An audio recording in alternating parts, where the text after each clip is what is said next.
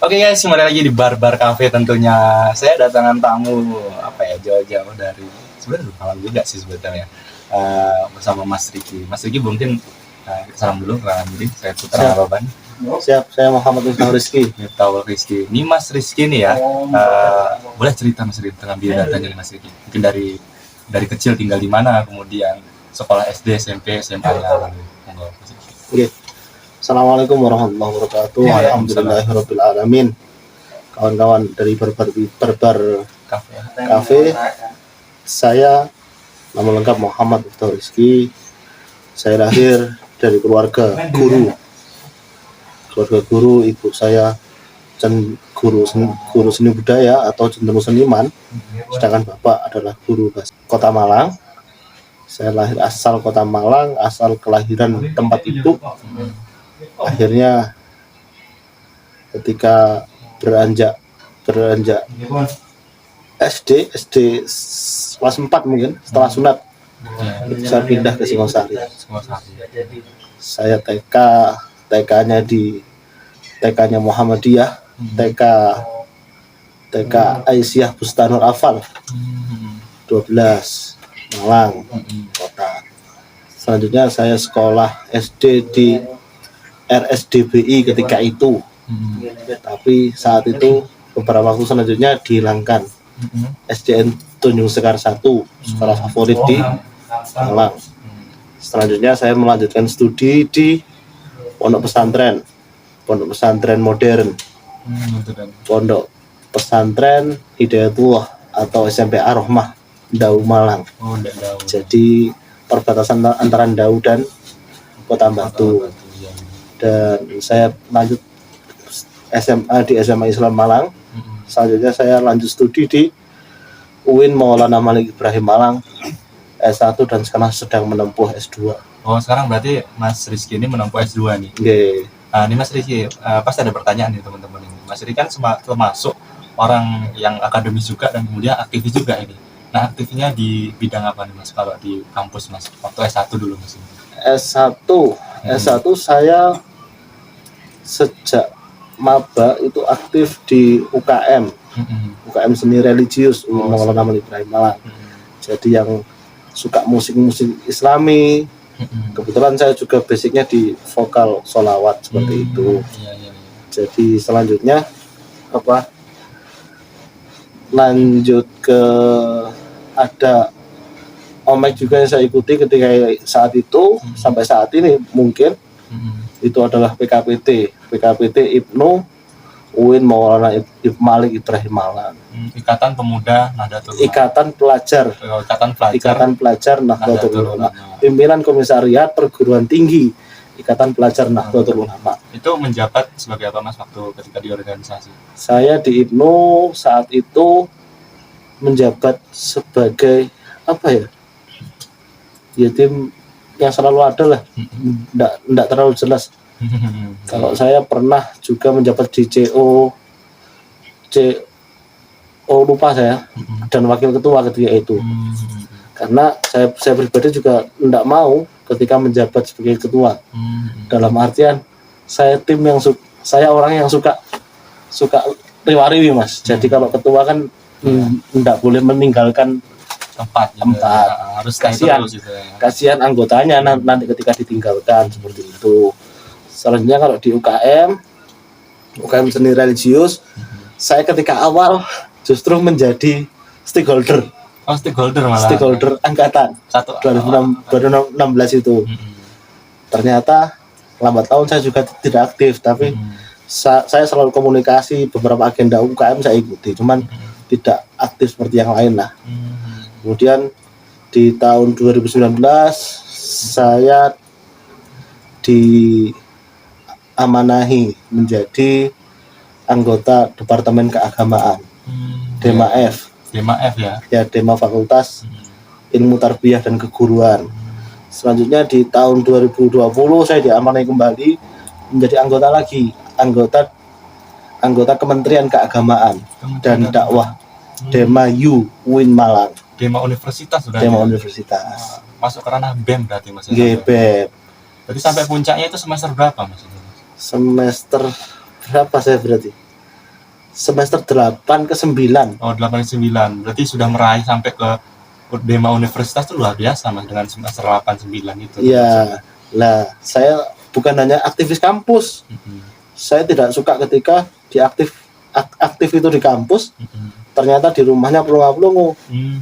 Saya sejak SMA itu mengikuti organisasi di rumah Karang Taruna. Bahkan sempat mau dicalonkan sebagai ketua Karang Taruna desa. Luar Tapi biasa. ternyata saya tidak berkehendak lagi. Saya tidak ingin. Ada faktor sesuatu lah mungkin. Ya, tidak ingin menjadi ketua. Bahkan kalau flashback ke SMA, saya salah satu orang yang memang suka berkegiatan. Saya saat SMA dulu mengikuti 8 ekstrakurikuler. 8 itu SMA ya. SMA dan 1 intrakurikuler. Intranya adalah OSIS lah. OSIS. Ekstra banyak. Seperti halnya saya aktif di basket, futsal, terus KIR, PMR saya menjabat ketua juga. PMR ya. Palang Merah. Iya, Palang Merah. Remaja. Kebetulan basicnya juga SAR. Basic saya senang menolong orang dan banyak lagi. Seperti itu. Tapi tetap sekolah waktu SMA tetap jalan ya untuk akademisnya. Alhamdulillah jalan. Itu ngambil IPA atau IPA saya. Ambil IPA ya. Wah. Dengan segitu banyak kegiatan itu jarang pulang rumah biasanya anak-anak IPA ini ya kan. Ya, saya IPA mungkin bukan IPA kayak sama Mas. Saya IPA yang males. IPA yang bukan kayak sahabat saya yang satu ini, Mas Anizar. Yang mana? Iya. Saya kalau sejak kuliah juga saya juga aktif di beberapa organisasi di tataran MWJNU, tataran PC, bahkan saat ini saya juga menjabat di PW. Oh, di PW. Di Malang ini. Pimpinan wilayah Mas. Luar biasa. Iya. Pimpinan wilayah. Saya pimpinan wilayah Ikatan Pelajar Nahdlatul Ulama Jawa Timur saat ini. Dan masih menjabat lah. Dan tentunya di NU saya juga aktif di beberapa lembaga seperti halnya RMINU, LP Ma'arif dan lain sebagainya. Banyak hal yang saya ikuti. Seperti itu. Nah, ini kuliah S2 ini ngambil jurusan apa Mas sampean? Saya jurusannya PGMI Mas. PGMI di kampus PGMI Pasca Sarjana UIN Maulana Malik Ibrahim Malang. yang ada di Batu sini. Di Areng-Areng lah ini. Luar biasa. Tapi sampai ini semester berapa Mas sekarang ini? Saya sekarang semester 2. Semester 2, masuk semester 3 ini ya. Berarti sebentar lagi. Tapi itu disambi dengan kerja atau ada selingannya ketika kuliah sekarang ini? Katanya saya dengar dari biodata Mas Rizky ini juga wartawan Mas ya.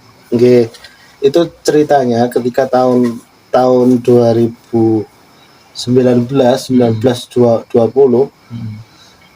itu ada pelatihan kerjasamanya dari PW Ibnu Jawa Timur sama NU Online Jawa Timur.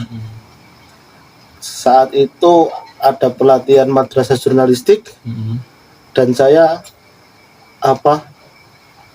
karena saya juga tidak terlalu aktif, tidak terlalu paham jurnalistik sejak awal, akhirnya ya saya tidak ikut, cuman relasi saya sudah ada hingga ketua-ketua itu tanya siapa yang direkomkan, tak kasih nama-nama.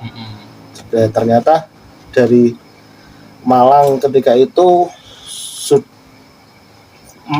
acaranya di Surabaya, dari Malang kota tidak nyerahkan delegasi ternyata.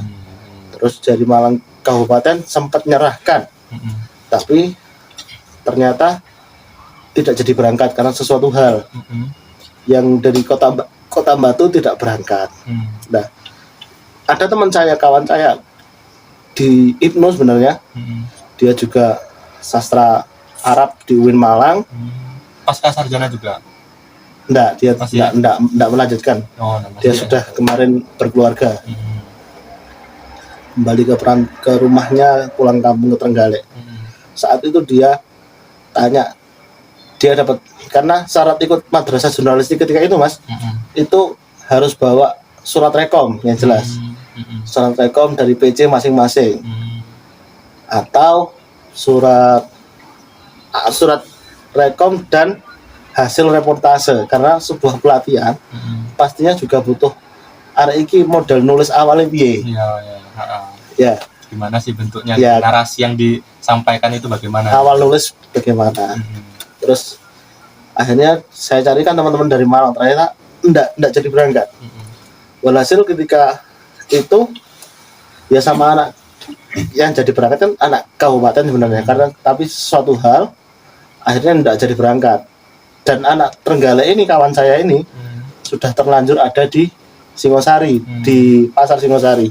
Ketemuan di sana, ternyata enggak jadi berangkat, dia telepon saya. Saya baru bangun tidur ketika itu. Baru bangun tidur, ditelepon. Iki anaknya enggak jadi berangkat. Duh. Lah bagaimana? Piye? Ya gimana, saya mau berangkat.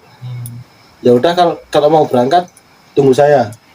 Saya paling 5 menit atau 15 menit.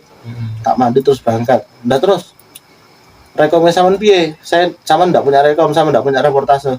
Apa jare aku pengen ngopi nang Surabaya. Jadi ngopi saja ke Surabaya saya ketika itu. Karena berangkatlah sama teman saya itu ke Surabaya. Di Surabaya beberapa ketua-ketua juga sudah kenal saya. Pas ditanya, "Doki melu pelatihan barang?" Gak ketua, aku tadi ngopi nang Surabaya ketua. Kancani cah Trenggalek. Ini apa rekomnya dari Trenggalek. Sudah akhirnya malah saya enggak boleh ngopi. Saya disuruh ikut forum, ikut pelatihan. Padahal saya dalam tanda kutip enggak tahu jurnalistik, enggak tahu nulis sama sekali. Kuliah pun kalau teman-teman tahu saya kuliah suka tidur ya ini. Malahan. Mungkin sampai saat ini juga suka tidur ya. Biasa. Tidur. Bahkan ada cerita lucu ketika saya SD dulu. Saya suka buat pulau. Itu ya, bentuk-bentuk di bantal itu ya. Iya. Loh, bukan, ini pulaunya di meja belajar, Mas. Malah ya. Oh, di meja belajar. Meja kelas itu loh. Meja kelas. Iya. Jadi Gitu. banyak awan-awan gitu ya. Iya. Jadi akhirnya ikut pelatihan dan tulisan saya amburadul ketika itu. Amburadul, tapi harus ikut magang 3 bulan tanpa ada feedback apapun. Saya jalani. Kebetulan saya orang lapangan, saya aktif di Banser juga, aktif di CBP. Oh, sebagai banser juga sekarang? Iya. Kalau Bansernya tahun berapa, Mas? mulai 2017 kalau 2016. Bahkan sekarang saya juga menjabat sebagai wakil ketua Ansor Singosari. Ansor Singosari, luar biasa ya. Sudah banser, wartawan, kuliah S2. Akhirnya saya lanjutkan untuk nulis dan sebagainya. Memang awal menjadi wartawan, tulisan enggak naik, enggak tayang itu juga cemas, emosi. Ya. Apalagi sama tahu lokasi Malang lah. Saya dari Singosari, saya jauh-jauh misal ke Donomulyo, ke Pantai Selatan untuk liputan Ru'yatul Hilal. Nyatanya berita saya enggak tayang. Enggak tayang. Oh, berarti kita nyerahkan berkas itu ya, enggak langsung. Iya. Jadi kan emosi, kita itu emosi. Nah, kalau bahasane wong orang Malang, dapurane bahasa emosi. Terus akhirnya 1 bulan saya ketika itu ngirim berapa ya, lupa sih, 15 atau berapa gitu. Yang tayang hanya 5. 15 dari 15 itu yang tayang 5. Dan itu berlanjut sampai sekarang, Mas? Enggak ya, sudah beda. Loh, enggak. Terus kan itu magang di bulan pertama. Bulan kedua agak ada peningkatan. Bentar, saya ada datanya, saya lihat. Daripada saya ngomong nanti salah. Oke. Bulan pertama saya kan salah. Bulan pertama nulis 21 berita. Tapi yang tayang hanya 5. Dari 21 yang tayang 5. Iya. Akhirnya di bulan kedua, karena di bulan pertama akhir saya ketemu dengan teman-teman media mainstream. teman-teman Jawa Pos, teman-teman Kompas dan sebagainya cerita lah. Beliau malah ketika saat itu ditarget satu hari ada yang 4 berita, ada yang 3 berita, ada yang bahkan sampai 10 berita ada, dan enggak tayang. Yang tayang hanya 3, 5 biasa. Dan saya kok merasa saya tidak dihargai, padahal mereka lebih tidak dihargai lagi. Malah gitu ya. Sharing dapat ilmunya. Ya. Akhirnya memperbaiki tulisan sembari. Yang penting saya kirim, yang penting saya menuntaskan dari masa magang itu. Selanjutnya di bulan kedua ini saya ngirim 20 berita, yang tayang 15. Itu udah lumayan gitu. Lumayan. Dan alhamdulillah di bulan ketiga itu saya mengirim 28 berita. 28 yang tayang? Yang tayang 21. Luar biasa itu, Mas. Ada kemajuan yang Nggih. Akhirnya kan dari 100 sama berapa yang mengikuti pelatihan itu terpilih 13 orang yang termasuk saya. Mungkin Mas yang melanjutkan ke terpilih menjadi kontributornya NU Online Jawa Timur. Ya. Jadi feedback kita mengulas lagi bahwa saat itu saya ketika magang ditarget 1 bulan itu saat itu minimal 20 berita. Ya tentunya mulai nego-nego lah, mulai awal dikasih 1 bulan harus 30 berita, berarti 3 bulan harus 90 berita. Namanya saya enggak pernah nulis ya, tak nyang ketika itu, atau saya tawar ketika itu. Saya tawar bahwa 1 bulan ngirim berapa ini? 5 saja. Dengan lantang saya bilang 5 saja. Gak tahu, saya soalnya enggak pernah nulis. Akhirnya ketika tulisan terekspos, suka lah saya. Ternyata gini ya pekerjaannya. Walhasil berlanjut, dan sekitar 6 bulan yang lalu atau lebih lah KS. Saya kuliah sudah 1 tahun berarti ya. Ya, maksudnya 1 tahun kalau sekarang. Ya. Jadi sudah lebih dari 1 tahun saya juga mengabdi di media mainstream. Jadi saya pegang 2 media saat ini. Masih suka tidur enggak kuliah S2, Mas? Ya gitu lah Mas. Kita kuliah sambil di jalan loh saya ya. Saya ini kuliah sambil liputan loh ya. Sambil kerja. Iya. Luar biasa. Jadi ini kalau online kemarin tuh saya juga agak gimana? Jadi laptop saya untuk Zoom meeting kuliah, HP saya untuk ngetik berita. Nggak kebalik tuh Mas? Kadang-kadang juga kebalik Mas. Kadang-kadang juga sering off cam gitu Mas.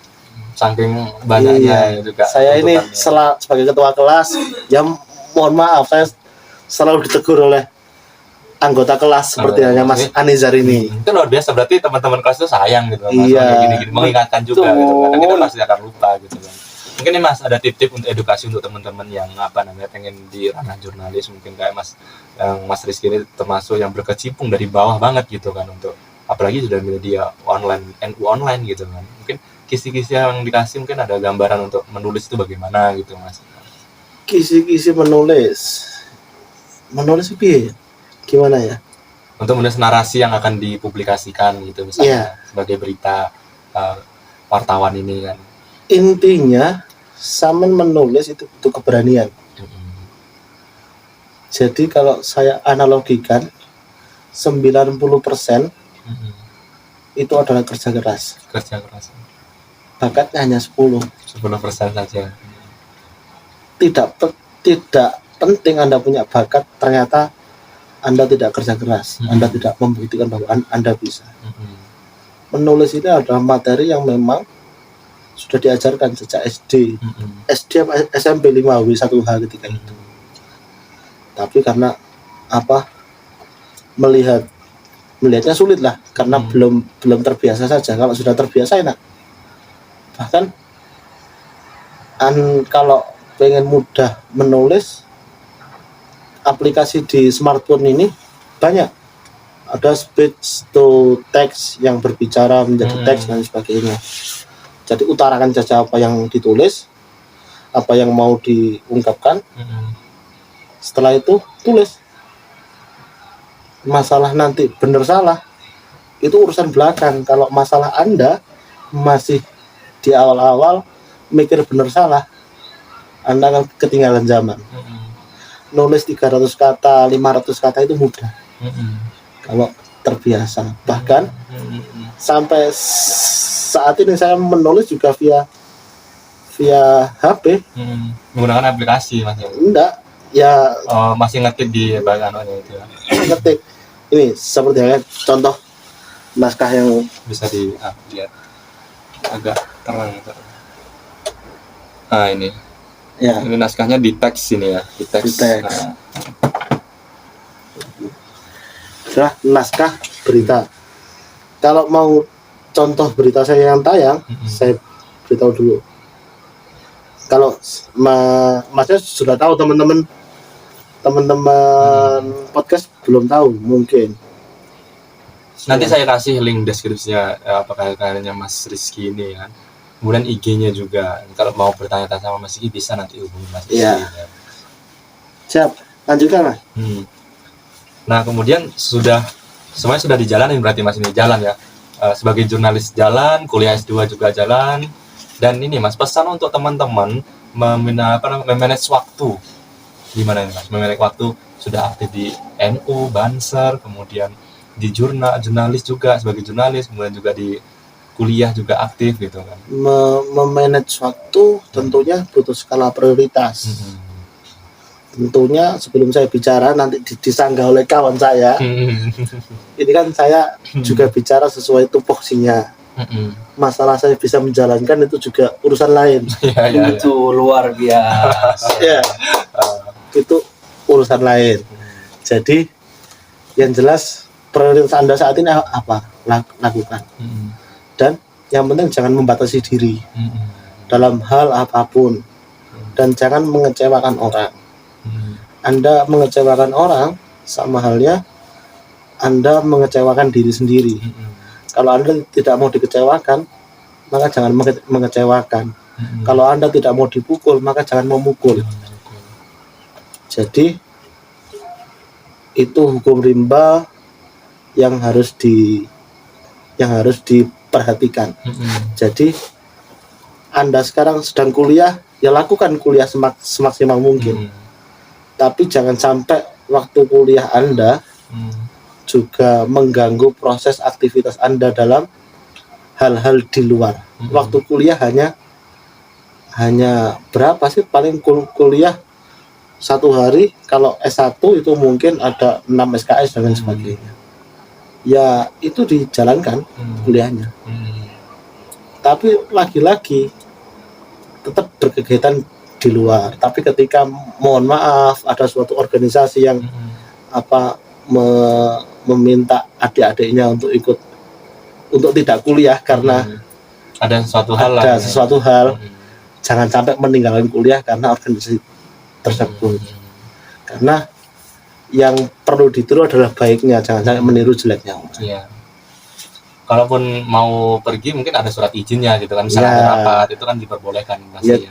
Cuman jangan terlalu memaksakan karena anak itu kan ketika di kampus tujuannya kuliah, bukan tujuannya organisasi.